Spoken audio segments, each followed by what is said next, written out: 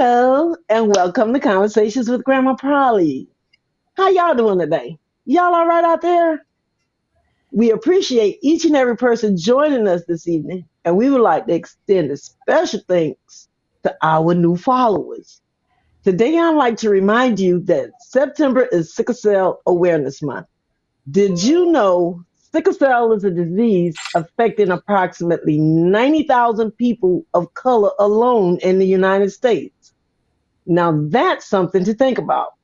Put a pin right there, and I will be back shortly. Here come the big rig kids, y'all. Are you ready? Let's go. Here come the big rig kids. Roll with the big rig kids. Let's have fire the truck take you to such amazing places with the big rig kids. Those helpful big rig kids. See how they give and grow and get to know amazing things. Learn with the big rig kids, and you'll see how it is to have adventure days and hang and play with all your friends. Because the big rig kids know what it is to live a most exciting and inviting life is positive. Hey, thank you and welcome again. Before we get started, I would like to thank my sponsors, Simone Enterprise and Entertainment Company and KJ Multimedia Solutions. Please, if you can, share this video. We have some information here today about sickle cell from Ms. Dagny McDonald.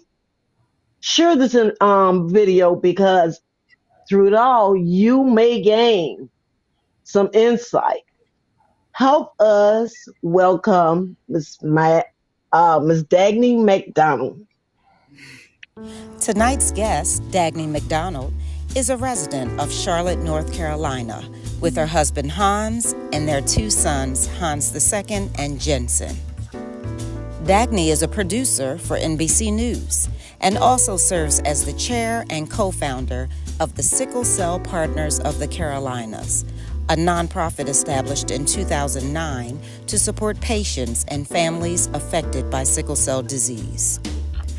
Dagny and Hans's son Jensen was born with sickle cell disease in 2005, which led the McDonalds, along with other families, to establish the Sickle Cell Partners of the Carolinas, an organization that has worked tirelessly to achieve their mission, which is to raise awareness, educate the community, advocate for a cure, and provide a network of support for patients and families affected by sickle cell anemia.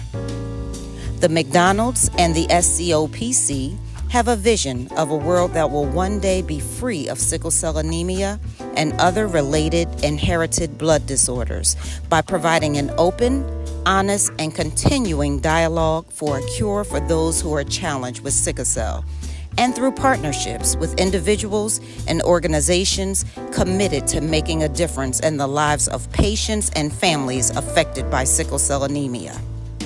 Visit www.sicklecellpartnersofthecarolinas.org to learn more about the dedicated work of the Sickle Cell Partners of the Carolinas, like their conference, Sickle Cell Disease, Let's Talk About It, in addition to their turkey trots, 5K races, and their first charity 2022 golf tournament, Sickle Cell on the Green. So without further ado, Conversations with Grandma Polly friends and followers, let's give a warm welcome to our very special guest, Dagny McDonald.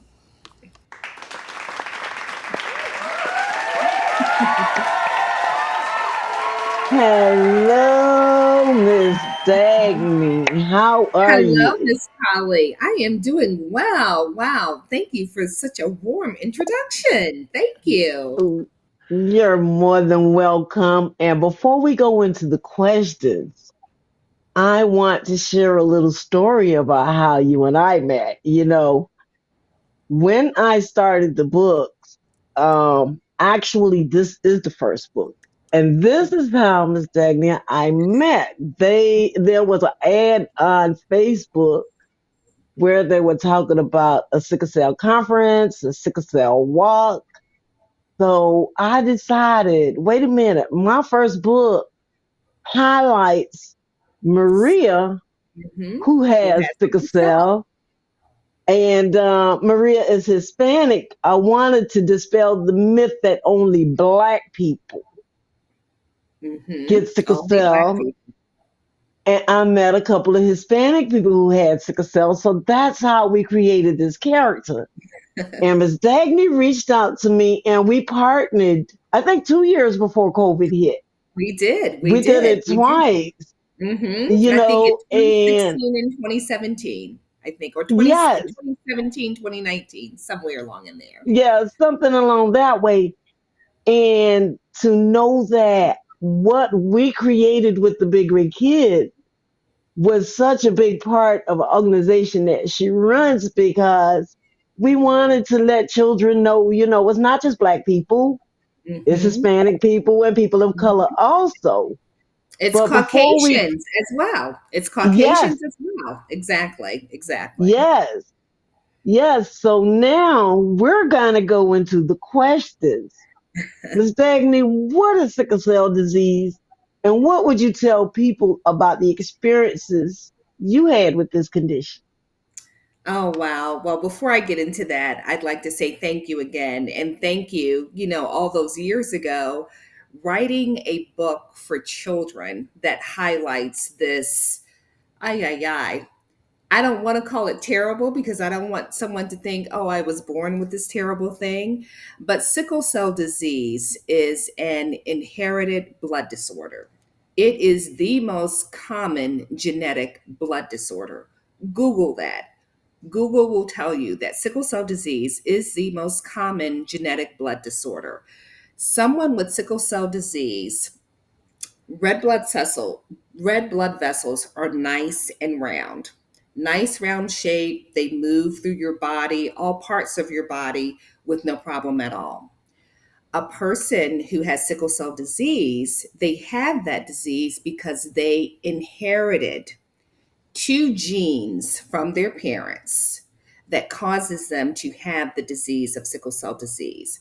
So their blood cells take on a sickle shape, hence the name sickle cell disease, like a banana, like a crescent. When those blood cells move through your body, because they have that sickle shape, they can get stuck, clogged anywhere because they're not nice and round. That's what causes patients to go into what many people know of as a pain crisis. So, sickle cell disease is inherited. So, here are the facts for you. You have two parents, okay? They both have the sickle cell trait, which, when you have the trait, you really don't have any issues with the disease. I think everyone has probably heard of maybe football players that might have the trait. They go into a higher altitude, say Colorado, to play football, they might have an issue. But when two parents have the trait, they can either pass along to their children. With each pregnancy, there is a 50% chance that that child will also have the trait, not the disease, therefore very minimal problems, if no any problems at all. A 25% chance that they could have absolutely nothing, not the trait or disease. That remaining 25%, they could have sickle cell disease. And what's important to remember, that is with each pregnancy. So if you have a family, a mom and a dad that has four kids, all four could have sickle cell disease. Two could have the trait. One could have nothing. One could have the disease. So it's important to remember that if you are two parents that have the trait, each pregnancy, there is that chance that your child could end up with this illness. Okay. And that, you talk about sickle cell disease Hmm. and you talk about sickle cell trait. Hmm. What is the difference between the two? So the trait is like that hereditary, I can't think of the name that I'm trying to think, but the trait is what you pass along. Just like you pass along black hair, just like you pass along brown eyes, blue eyes, that trait is what you pass along to your child. The thing is, if both parents have the trait, that means that a child could have sickle cell disease. So, like I said, with each pregnancy, there's that 1 in 4 chance. So, with the trait, I have the trait, for instance. I can honestly say I had no idea. I had heard of sickle cell disease, but really not in everyday conversation, not at every doctor's visit or anything. I did not realize until I was pregnant that I had the trait for sickle cell. And my doctor actually said to me, your blood pressure is a little high, and we can give you medication for that. And oh, you have the trait for sickle cell disease. And that was it. I had no idea that my husband also had the trait, which meant that two trait carriers coming together could set up a scenario where we would have a child with sickle cell disease. So I think it's important that people, you hear people talk about all the time, know your history, know your medical history. We may Mm-hmm. know that grandma had diabetes. We may know that grandpa had high blood pressure or cancer in our families or a heart attack or whatever. We know those things. Sickle cell disease is really almost an unspoken illness. People don't Mm-hmm. talk about it. Hence the reason our conference, Sickle Cell Disease, Let's Talk About It, because we just felt like in our homes, in our schools, in interactions with our doctors, it is not talked about enough. So, one thing I would really like your listeners to take away from this conversation is ask. Ask your healthcare professional. It's a simple blood test. They know if you have the trait.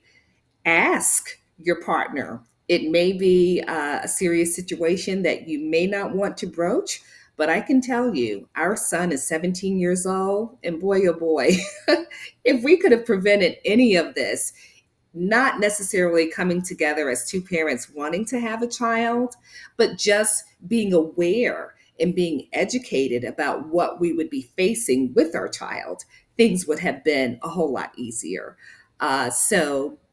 Again, these are questions that you would normally want to know if someone lifelong illness, if you're facing a situation where you're bringing a child into this world and you know absolutely nothing. And that's unfortunately where my husband and myself found the position we found ourselves in.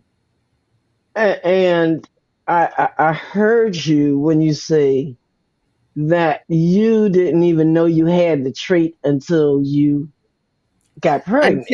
Until I was pregnant. And, they run all sorts of tests. They ran a whole battery of tests. And, I found out I had the trait and I'm like, okay. And then obviously now in every state in the US, there is newborn screening. So with newborn screening, you know immediately after your child is born if they have sickle cell disease or if they have the trait.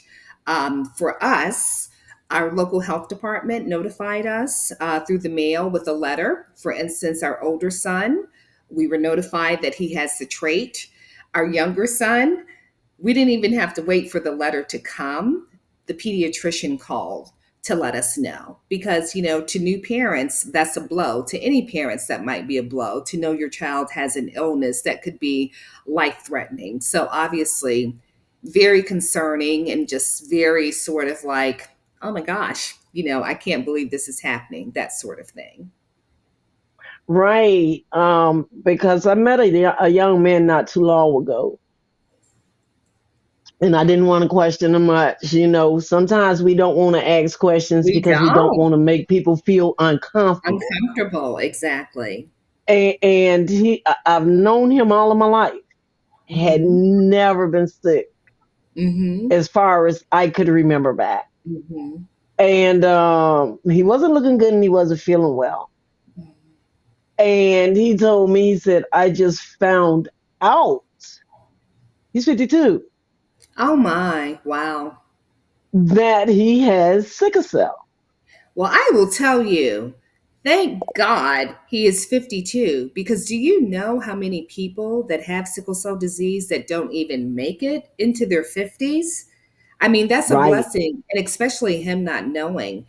And I think in the 70s is when they really, sickle cell disease was sort of, at least in the African American community, and people were getting tested, like a blood drive or what have you. Somehow that fell off. But I can tell you honestly, the thing that scared my husband and I the most was the life expectancy of someone with sickle Mm-hmm. cell disease. It's really, you know, I, most of the people that I know who have transitioned from this are in their 20s, are in their 30s. They're young people. They're not 50 and 60 years old because, parents were told your child might not reach that age. And for us, that was the most frightening and concerning thing. And, I can go ahead. that's really what pushed us into action of just wanting to do something and letting people know, like, hey, you all are talking about cancer and diabetes and lupus and all these conditions, which are all very important and all very concerning. But with sickle cell disease, so like the the person that you reference, you can go your life and not know, like, why am I having this pain, what's going on? Mm-hmm. That remains for a lot of people. That remains for a lot of people, Mm-hmm. which is unfortunate. And and to piggyback on what you said, that was another. There were two reasons why I developed Maria with sickle cell. Hmm. One, because she was Hispanic, Hmm. and the other part was anybody who knows me know that I am a former truck driver and I traveled this country.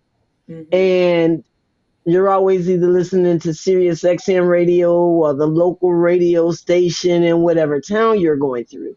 And like you said, you would hear the advertisements about cancer. You would hear the advertisements about diabetes. Hmm. You would hear the advertisements about these different ailments that attack the body. Hmm. But it Hmm. was very rare that you heard anything Don't hear of anything about sickle cell people with disease. sickle cell.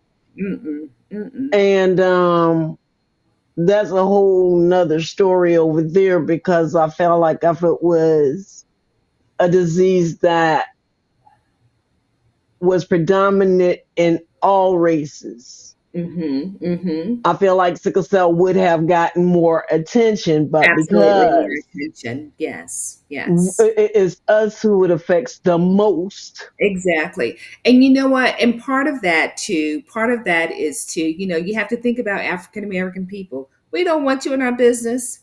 We really don't. And I think that's probably for most people, but we know our community, okay? So we have to be Hmm. frank about that discussion. So if you're not talking about this in your home and grandma is saying, oh, you know how they say when someone has diabetes, oh, he has sugar. Okay, Uh so with huh. sickle cell, I've heard, oh, he's got that bad blood. So Right. right there, that forms a stigma. Okay. You Right. know, even at my age, if someone said I had bad blood, I would be taken aback. But just imagine a kid, that they carry that with them. So you're not talking about it at home. Then, your child goes off to school. Teachers don't know about it. You're not talking about it in school like you would talk about other health conditions. And then, it just sort of snowballs into, okay, we're going to keep this hush hush. We're going to keep this quiet. And it never gets the attention that it deserves. It never Ooh. gets the education element that it deserves. It never gets the normalization that it deserves. Because again, this is an inherited position, condition. You didn't know how to Yes. do anything wrong to get it. It's not the cooties, not anything of that sort, you know. Right. But when you put the negative connotation on things, that's where Hmm. we fall through the cracks. Not only just at home, but when you go outside of that door to school or you go to work on your job and we try to hide it. So, and then barriers are up and walls are up. And like I said, it Yeah. never gets the attention it deserves. And that is so true. It's a mentality of even when we talked about, and this is a little off, but it still falls under the same thing. I can remember growing up, and if someone had cancer, they would never say cancer, they would say the Mm-hmm. C word. Yep. Yep. Yep. You Mm-hmm. know, instead of having the discussion, being able to talk about these things. And that's another reason why I started the Big Rig Kid book series. Mm-hmm. Because reading these books are going to promote conversations in the family. Absolutely. It's Absolutely. going to promote those conversations amongst the community. You know, the Mm-hmm. kids are going to read it and they're going to go, you know, now I got something I can talk about. This Exactly. is something Exactly. that we can relate to. But Exactly. there is something, I'm telling my age now because I remember. I remember growing up, but I don't remember what year they stopped it.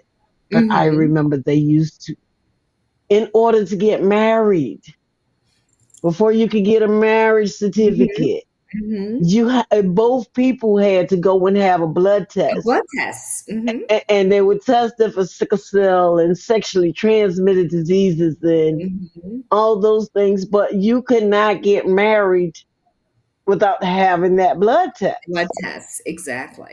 And now, you know, people, how do I want to say this without being offensive? People don't get married as much as they used to back then. Correct. Correct. The world has And changed in that way. it The has. world has changed in that way. And we have, you know, some people who do get married, but then we have some people who, you know, they're having children Mm-hmm. who, you know, they're not married by choice, By choice, yes. but you're having children with people. How well do you know their medical history? Exactly. And that's the So thing. what I'm going to go ahead. That blood test would have been the safeguard to at Yes, least say, to at least arm you with the information that you may need, you know? yes. So when they did away with that, and I can't remember what year, I tried to do some research on it, and I see somewhere here in Georgia they just stopped in 2000. But then I think back during my time, it was back in the early late 70s because I got married at 83 and I didn't need one. So I know it Oh, was before then. okay. Okay. But with that, now that the blood testing is not required, what questions should everyone listening ask their mate or their potential mate? You know what?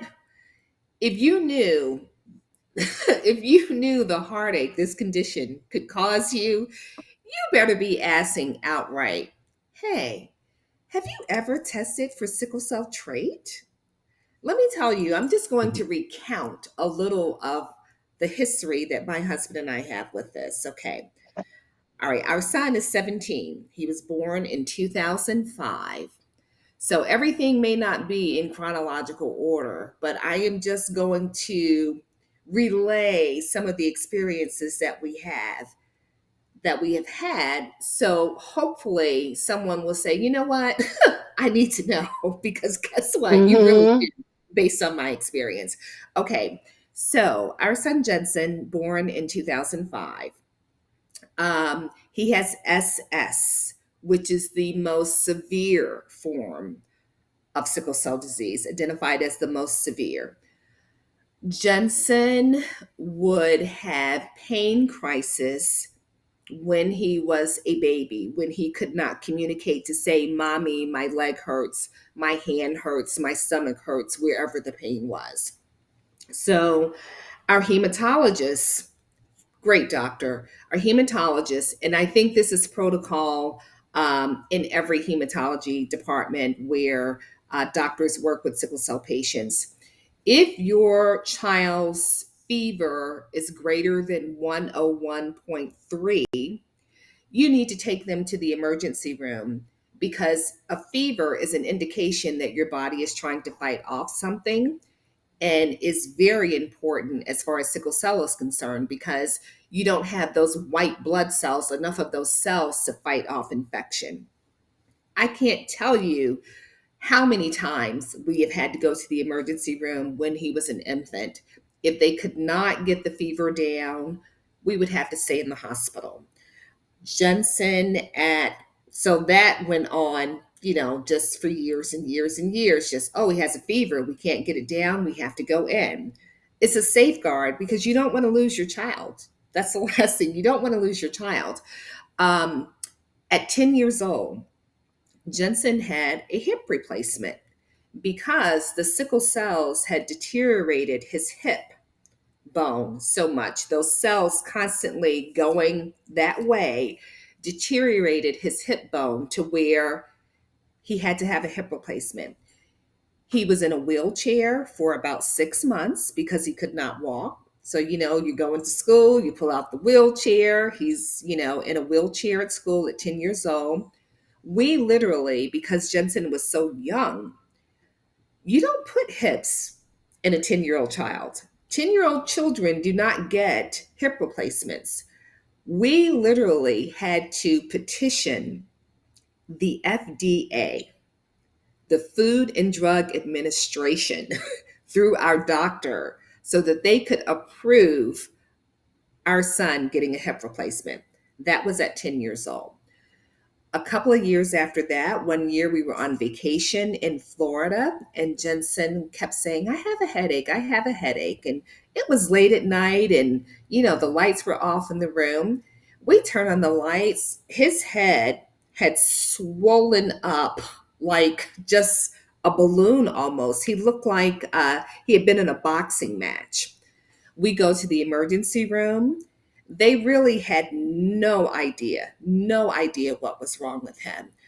It almost looked like he had fallen and his head had swollen up, but again, they had no idea. I called our hematologist, Dr. Daniel McMahon, who still is a doctor with Atrium Health. I called him about 2 o'clock in the morning and I said, Dr. McMahon, I have no idea what's going on with Jensen.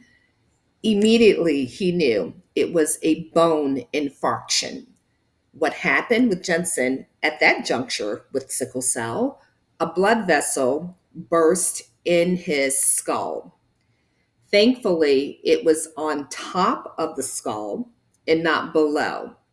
If it had been below, he would have suffered a stroke, which a lot of sickle cell patients, unfortunately, at an early age, one of the things that happens is they have a stroke. See, this is why you need to ask your mate, hey, do you have that Mm. trait? So we had to have surgery on vacation. Forget about Disney World and Universal and all that kind of stuff. Here we are in the hospital for several days. They had to have surgery to drain that blood from his skull. So, hip replacement, bone infarction, numerous. And when I say numerous, I can't even count the times that we were in the hospital, just days on end, waiting for a pain crisis to subside. The only way that can happen is fluids and narcotics and medications. And you know what, Grandma Polly, we need to touch that before we leave. The whole Mm-hmm. narcotics thing. So, okay, bone infarction, hip replacement. Like I said, Jensen did have. We were fortunate enough where he had a bone marrow transplant in 2018. But prior to that, every 3 weeks prior to him getting that life saving bone marrow transplant, our son had to go to the hospital every 3 weeks to get a blood transfusion. That's where his quality of life was. Every 3 weeks, we would have to go to the hospital, and they would do a blood exchange. And I wish I had sent you the picture so that you could see the huge bag of blood they would take from him and then the amount of blood they would give him back. That was life. That was rejuvenation. If we had not had the option of a bone marrow transplant, I really don't know where my son's life would be. I really don't know if my son would be here, actually. So when you ask, how do you have that conversation? I don't care how you have it, but you need to have it. I will say this: sickle cell is very fickle. So my experience, our experience with our son might not be the same for each person. But I'm telling you, if it's just one or two out of the many, it's worth having the conversation surrounding sickle cell trait. You know families, I know families who have been affected by this disease, and it's no joke. That pain can come at any time. It gets too cold, pain crisis. It gets too hot, pain crisis. Weather starts changing, cold one day, warm, like we're in the fall now. There are so many kids probably right now because the temperatures are fluctuating and going up and down that are going through that pain. This is something that we don't need to ignore as a community, as a medical community, as an African American community, as a Latino community. This is about your health and your well-being. And while your choice for your mate might not be any different, because mine certainly wouldn't. I love my husband. I would make the same choice. But education is key in just knowing how to advocate for yourself when you're in that hospital, when you're in that emergency room. It's just so important. It's just so important. So have that trait conversation. Have that trait conversation. Yes, ma'am. Okay, okay. Before we go to the next question, we're going to put a pause right there because you have a question out there. But I want to thank you guys for tuning in. And I hope this is beneficial to you because I've learned a lot from Miss Dagny. But just listening to her speak now, I'm learning it even more. And as we develop these books, Maria is a main character there. So, knowing some of the other things that people with sickle cell go through, that helps a lot. And not only should the families who are dealing with it, but I think it's something that we all should educate ourselves on because we don't know, when we may have a family member that runs into somebody who has this illness. I won't say bad blood, because it's not. It's not. This It's not. illness. But Ms. Felicia Simone asked, how is Jensen doing and does he talk about it? You know what? Jensen is doing so well. I tell everyone his life is 180 degrees from where it was. So it was 4 years ago this month, September 18th, uh, 2018, when we were in Baltimore at Johns Hopkins getting this bone marrow transplant done. And now he is a senior in high school. He's driving. He has freedom. He gets up and he goes. He has a little part time job. And these are things I think that he could have never seen himself doing because his adolescence was so hard because of his condition. And it's just a different world for him. So he's doing well. Thank you so much for asking. And I think the other part to it is, does he go out and speak about it? He does not. He does not. I think he thinks his mommy has the biggest mouth in the house, and that I'm going to do all the talking. And I will. I will anything to keep anyone from going through some of the challenges that he has had to face. Now he doesn't ignore it. He doesn't shy away from it. But I think for him, his life was so hard until I don't want to think about it. Out of sight, out of mind.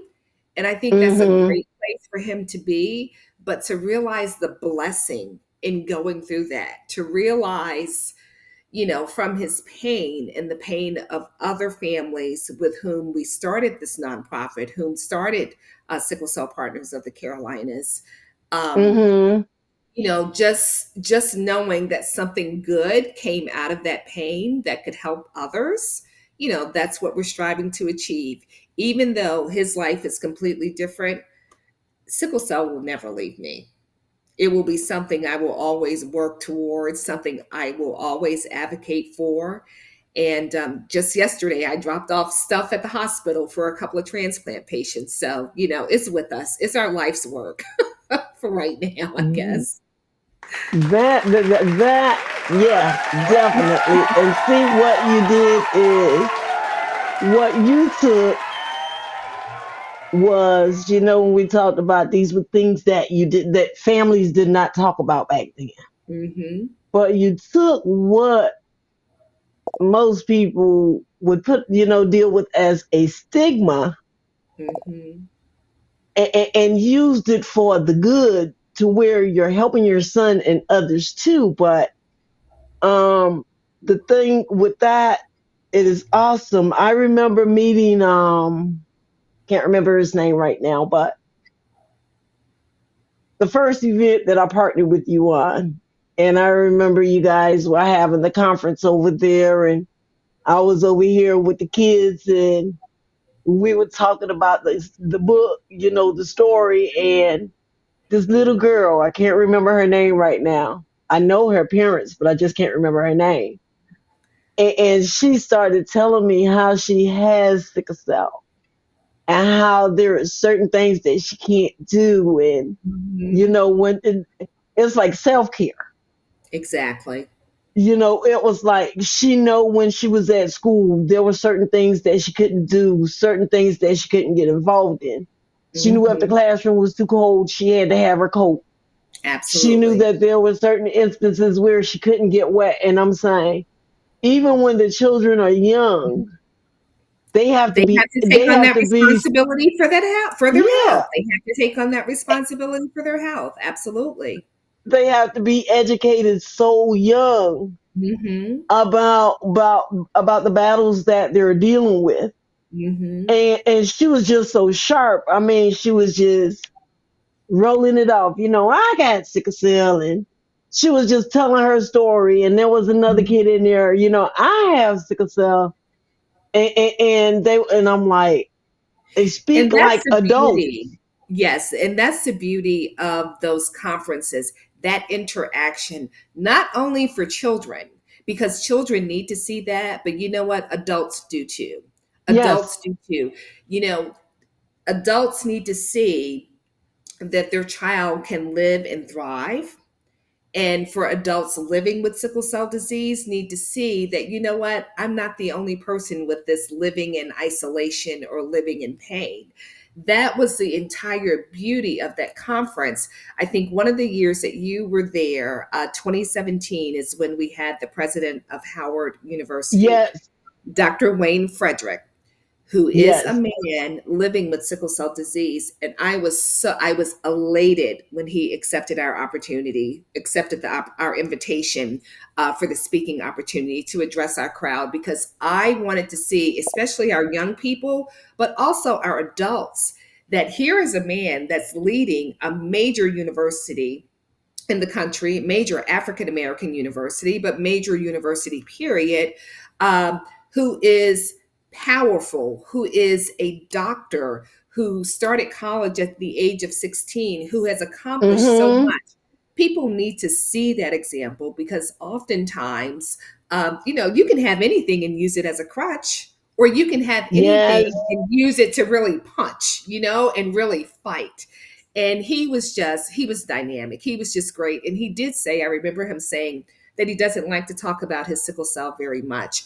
And I said to him afterwards, I said, you know what? Shame on you. Please do. Please do. His message was so powerful and so uplifting. And people need to hear that. They need to see, I have this disease, I have this condition, but it doesn't have me. And that's what we've tried to instill in our son. And I bet you that young lady that you were just talking about, her parents instilled that into her too. Like, look, yes, you have to know what your triggers are. You have to know you can't jump in that swimming pool. You have to know right, that you can't, run out there without a coat and play in the snow, those sort of things. So it's education. right. It's education. It's education. And it was so funny, because I had the privilege of meeting the doctor. Mm-hmm. And before I even met him, when I was developing Maria, the purpose was sickle cell, but I made her strong. Mm-hmm. I made her feisty. I made a kid, that would go up against the odds to where I Yeah. may have these things going on in my body. Mm-hmm. but this does not determine who I am. I'm Absolutely. still Absolutely. capable of doing certain things, and I find my strength, and that's what I work with. And even Mm-hmm. with Maria, like you spoke about some of the other things that happened to your son during the illnesses. With Mm-hmm. her, I made her with leg braces. Ah. And she walks with a crutch sometimes because the Okay. crisis, the Mm-hmm. pain. Mm-hmm. And I Mm-hmm. want kids to see this is what's happening to your body, but this does not determine who you Who are. you are. Absolutely. So when you Absolutely. spoke about that doctor, it was like, yeah, I'm on the right track, cause Absolutely. my little Yeah. Maria is feisty as all get out, but she goes through her moments, but she does not let that stop her. And Exactly. that should be Exactly. children and adults Mm-hmm. because we can get caught up, in some parents will baby the child True. True. instead of putting them, like you did with your son, hey, this is what's going on, but you got to keep going. And Mm-hmm. then you find some parents, this is my opinion. Mm-hmm. I feel like when our children have certain ailments or have been labeled, they Mm-hmm. staunt the kids Yeah. instead of encouraging them, to grow through. And I admired those kids that day. We had a room full of them, but it was like just to see the spunkiness and Exactly. Exactly. be able to explain to me what's going on with them. Exactly, exactly. And too, I want to touch on, I know we're talking about kids a lot because I have a child that Uh had huh. sickle cell, and that's our life's experience. But there are so many adult warriors out there. There are so Yes. many adults living with this condition, and I do want to touch on just because a few months back, it was in the spring, and I got an email through our email, and it was a mom. Her son had passed away from sickle cell, and he was in his 20s. And she just relayed the story that he had a pain crisis and he had gone to the hospital to seek care. And the hospital did not want to follow the plan that a doctor had put in place for him. So, a lot of times when adults go into a hospital situation that have lived with sickle cell for so many years, Mm-hmm. they know what works for them in terms of narcotics. But sometimes in that hospital setting, you have doctors or nurses who think, oh, you're just a drug seeker. You're just looking for drugs. When sickle cell patients who have had the experience know what works for them. So if they say, hey, I need morphine, or hey, I need, whatever it might be, I guess a nurse or doctor is looking and that nurse or doctor, mind you, might not have much experience with sickle cell, but we want you want people to be able to seek the care that they need, but that is that extra burden that they have of, okay, I feel like crap, but I got to dress myself up, go to this emergency room, and ask for drugs to ease this pain. And you know what? If that's what you have to do, that's what you have to do, because basically there is nothing else, which is unfortunate. There is nothing else that you have to go to an emergency room or and say, I need Toradol or morphine or whatever the heavier, stronger drugs are. So, I would say Mm-hmm. to all the adult patients out there who fight that struggle, you have to do the best thing for you on behalf of your health. And until we raise this to the level that it needs to be, Mm-hmm. that's what we're going to have to keep fighting, that stigma of people looking at us as drug seekers, or oh, you don't know what you're talking about when you've lived through this, when you've lived through that pain. And all of that. Sickle cell disease is ongoing your whole life long. And so when you get to be 30, 40 years old, those sickle cells have been knocking up your body for years. So, there's organ damage, there's tissue damage, just everything. And so people who live with this, my hat is off to them, because it just seems like it's always a fighting battle, but you know what? It's worth it. It's worth it. We have to. And that comes with, like I said, our conference, Sickle Cell Disease. Let's talk about it. Let's talk about it. Yes. We have to talk about it. We do. That's the only way it's going to get to the level that it is.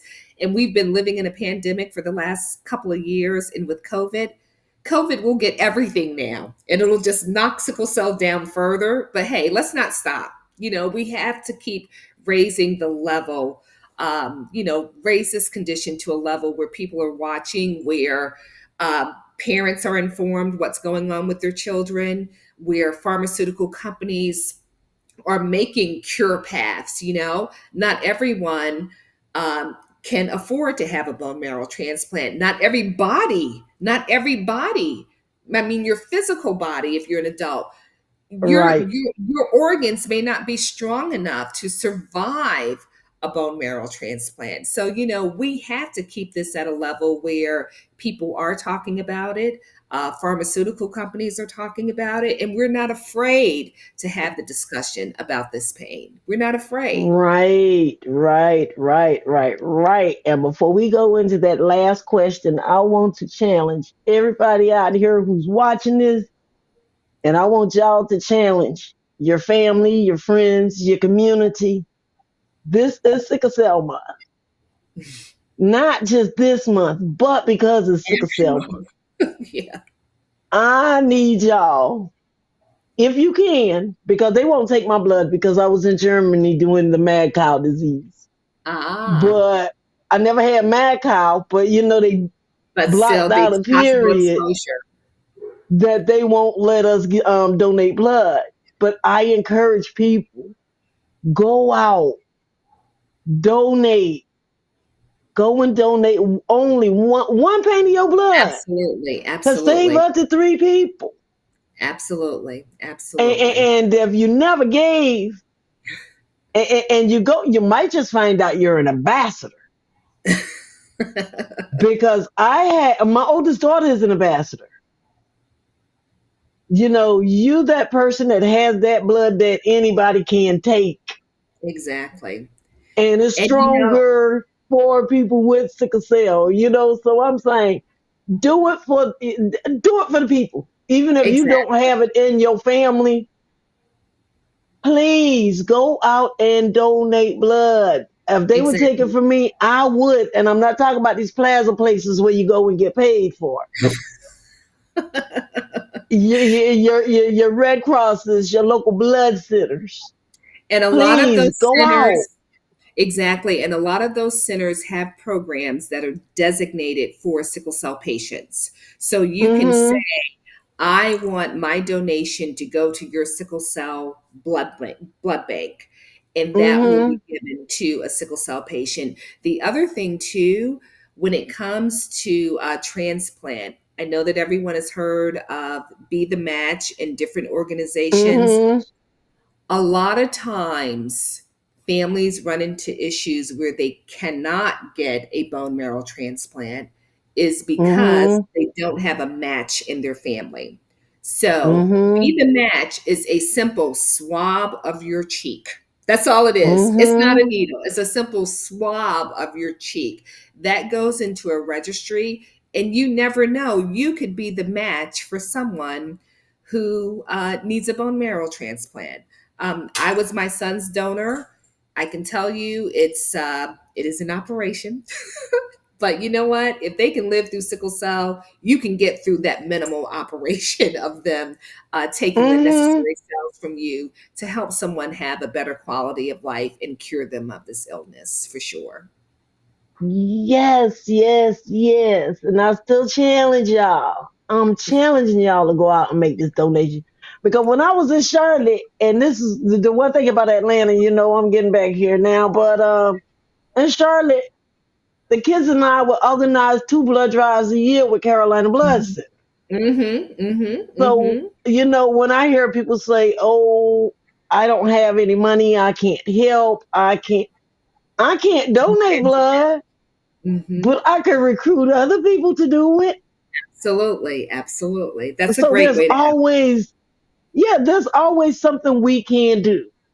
Exactly. Exactly. And, and I'm begging y'all now to go out and donate blood. But Ms. Dagny, we're gonna go into that last question of what does the future hold in terms of a path to a cure or better quality of life for those living with sickle cell disease.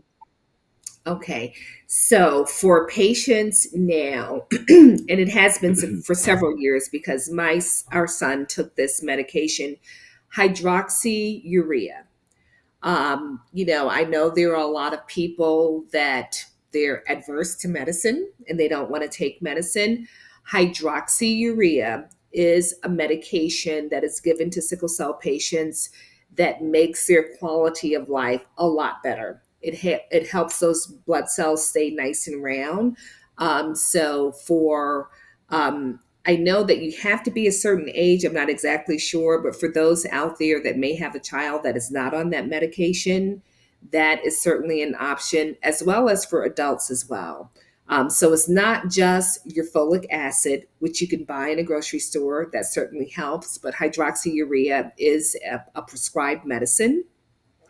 Obviously, excuse me. Obviously, we talked about bone marrow transplant. And there are a lot of things that are going on now. They have gene editing. I don't know a lot about that, but I know there is gene editing where they can re edit your genes. I mean, it sounds something like something out of a sci fi movie or whatever. You think That's what I was Frankenstein. going I to think say. Frankenstein. But there are so many things now that they can do. A lot of larger cities, I know, like the Miami area, places in New York, even in Greensboro. We don't have one here in Charlotte. And when our organization first started, it definitely was one of the things that we wanted to work on. But a day center. So, say someone goes into a pain crisis, instead of going to that emergency room or going to the hospital and just waiting hours on end, a sickle cell day clinic where you can go and get the fluids, where you can go and get the medication to hopefully, ease you through that pain crisis, to get you through that. For some people, that works. A lot of times, people still need hospitalizations. But, again, I go back to there are not a lot of cure options, which is sad. Sickle cell disease was discovered more than 100 years ago. But I remember when our son was born and talking to our hematologist and saying, "Hey, do you ever think there'll be a cure for this?" And he just looked at me like, there's just too much money in medicating people. And that's with anything. Mm-hmm. You know, there's too much money. I can prescribe you this or I can refer you to this other doctor. So, sometimes we look at things and say, oh, that's a racket or whatever. But hey, that's the world we're in. That's the world we're in. And again, that goes back to raising the level of awareness, keeping that conversation going. And, hopefully we'll see. We'll see. But right now, the bone marrow transplant, to my knowledge, is the only known cure for sickle cell. But there are a lot of other things that are coming that are being researched. Gene editing, I know, is one of those. Okay, okay. All right. I mean, you dropped some knowledge here tonight, I and hope I so. appreciate you Oh, thank so you for having much coming me. on and connecting again. Yeah. I'm in Atlanta, but But you know what? it's If we just get back to a having hop that down the conference, road. that's right. You can hit 85 and come on up and see us. So hopefully we'll Yes. get back to doing that conference again because it was something much needed in our community. Yes, and I just appreciate you so much and all the things that you do. And I'm going to say this to a stagnant, because I have to recognize people who have been there and who have supported. As a matter of fact, you were one of the first persons to purchase my book in bulks. Oh, really? Yes, and that was awesome of you. You know, you bought it to give, but you were one of the first people I know to purchase Oh, them in bulk. well, you know And what? that I was was glad amazing. I was glad to do it because of Maria. You highlighted sickle Yes. cell. And our organization exists because of donations. And Mm-hmm. thankfully, since the beginning, we have never had to worry. No matter where it comes from, people see the great work that we've done in our community. And we thank you for those couple of years that you contributed to our conference and for writing a book with a character that has this disease. So any child or any parent or any adult living with this can see, like, I can do this. I can get through this. You're Yes. not alone. You're not alone. Yes. So I just appreciate it. And, I want you to give your final words. If it was one thing you had to say to the people watching about sickle cell, what would that be and how they can support you? Wow. If there is one thing that I could say here at the end of this great conversation with Grandma Polly and the Big Rig Kids, is thank you for giving myself and Sickle Cell Partners of the Carolinas a platform to discuss this disease. It is important that we are knowledgeable about our health. It is important that we have these conversations. And for anyone living with this condition, my hat is off to you. My prayers are with you that, things are okay because I know how hard it can be. Sickle Cell Partners of the Carolinas was established in 2009 by a group of parents and at the insistence of a nurse and a social worker at a hospital. And here we are, 13, 14 years later, still in the community helping people, still in the community trying to raise awareness. We have partners in our name because we can't do that alone. So thank you for this evening and the platform. You can reach us at sicklecellpartnersofthecarolinas.org. Our Gmail email is sicklecellpartners@gmail.com. If you choose to donate, we thank you. Everything goes back into the sickle cell community. And for people here in Charlotte, our next event is the University City Turkey Trot on Thanksgiving Day. Even if you don't run, you can still volunteer and help us. At our highest peak, we had almost 1,000 people in our community running this race. And granted, the vast majority of people running obviously don't have sickle cell disease. They might not even know about sickle cell disease, but it is a fun event and a way for us to raise money for our organization that we in turn put back into the sickle cell community. Yesterday alone, I delivered gift cards, Crocs, mattress pads, pillowcases, socks to two young people undergoing a bone marrow transplant. And I just want to dedicate this show to them, and I wish them well. Yes, y'all, let's give her some hearts, some claps, and everything else because this has been very informative. Once again, I got to thank my sponsors, Simone Surprise and Entertainment Company, KJ Multimedia Solution. You guys are awesome. I thank you guys so much. My final words, we appreciate everyone's presence. Ms. Dagny, we appreciate you even more. We thank you for taking the time out of your busy schedule to come on and educate us a little more. You know, every time I speak with you, I learn a little more, a little more, a little more.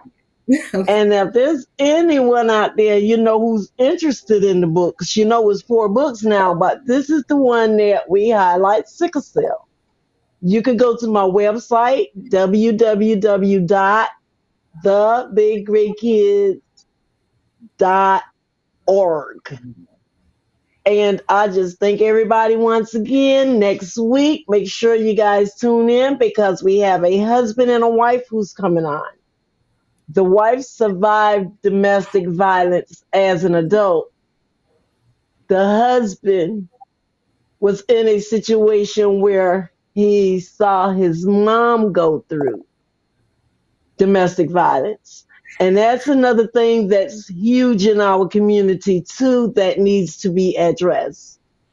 So tell a friend, y'all, stop by, check us out, invite some folks because we're here to help each other grow. We're here to learn from each other and we're here to educate ourselves. So I thank you, thank you, thank you. Next week, for our next same time, same place. Love you guys. Peace out. Thank you.